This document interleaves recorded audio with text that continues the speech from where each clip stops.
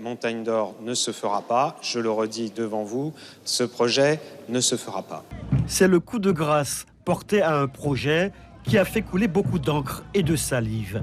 Très controversé, il a divisé la société guyanaise.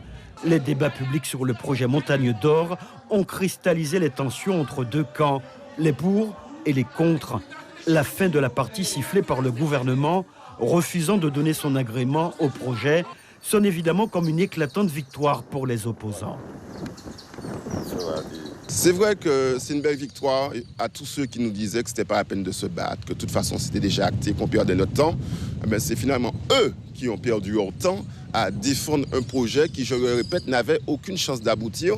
Parce que je fais partie de ceux qui ont toujours cru que le président Macron allait se réveiller sur cette histoire. Et j'ai toujours eu confiance que le président ferait preuve de bon sens tôt ou tard. Le temps a fait son œuvre. Déception, en revanche, dans le camp de ceux qui étaient favorables à l'exploitation de cette mine dans l'Ouest. Ils étaient nombreux à soutenir cette ambition, un projet industriel de grande envergure, capable, selon eux, de mettre la Guyane sur la voie du développement économique.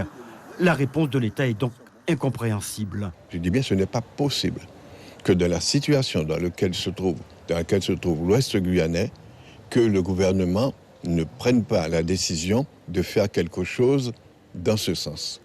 J'observe qu'il y a eu un rouleau compresseur contre la Montagne d'Or, qui est un risque potentiel, alors qu'il y a depuis des années le problème des Guérines-Perros, qui est un risque avéré, un empoisonnement, un appauvrissement du pays, et personne ne parle des Guérines-Perros. Certains dans le camp du oui à la Montagne d'Or gardent espoir avec la réforme du code minier.